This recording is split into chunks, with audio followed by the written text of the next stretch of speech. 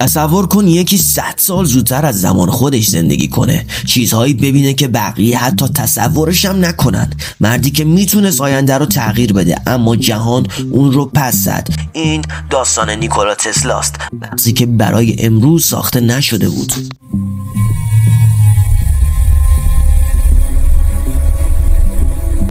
تسلا از بچگی فرق داشت. اون ماشین ها رو داخل مغزش می ساخت، امتحان می کرد، خراب می کرد و دوباره از اول می ساخت بدون هیچ کاغذ و قلمی. وقتی بزرگ شد برق متناوب AC رو ساخت، سیستمی که امروز تمام جهان باهاش روشنه. اما همین موفقیت اولین جنگ رو شروع کرد، چون ادیسون جریان مستقیم داشت و نمیخواست کسی جایگاهش رو بگیره. برای تخریب تسلا کمپین را انداخت، جلوی مردم حیوانات رو با برق میکشت تا بگه سیستم تسلا خطرناکه. رسانه‌ها همراه ادیسون بودند، اما حقیقت قوی تر بود. دنیا AC رو انتخاب کرد و تسلا پیروز شد، ولی دشمنانی ساخت که نمیخواستن آینده‌ای که اون میدید اتفاق بیفته.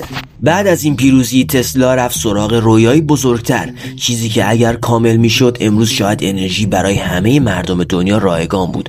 برج وارنکلیف، یک سازه عظیم برای انتقال برق از هوا، بدون سیم، بدون قبض، بدون کنترل هیچ شرکتی. فکر کن انرژی مثل وای فای پخش بشه، فقط کافیه دریافتش کنی.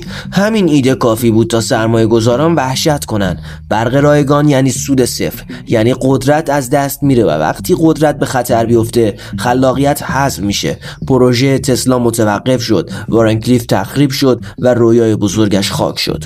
تسلا کم کم تنها شد، توی اتاق هتل زندگی میکرد، با کبوترها حرف میزد و هنوز توی ذهنش آینده رو میساخت.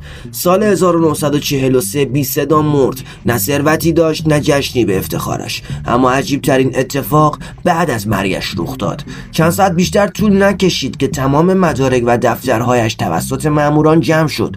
هیچ کس دقیقا نمیدونه اون داخل چی بود، فقط میگن اگر اختراعاتش آزاد میشد امروز بشر یک قرن جلوتر بود. انرژی رایگان، ارتباط بیسیم جهانی، سلاح‌های فراتر از تصور، یا چیزی که دنیا نمیتونست تحملش کنه. حالا سوال اینجاست، تسلا قربانی نابغه بودنش شد یا قدرت‌هایی نمیخواستن جهان تغییر کنه؟ اگر اون پروژه ها کامل میشد امروز زندگی ما چه شکلی بود؟ آینده‌ای روشن‌تر، آزادتر، یا خطری که هنوز برای درکش آماده نیستیم؟ نظر تو چیه؟ چرا تسلا باید حذف میشد؟ کامنت کن ببینیم واقعا چند نفر فکر میکنن تاریخ از ما چیزی رو پنهان کرده.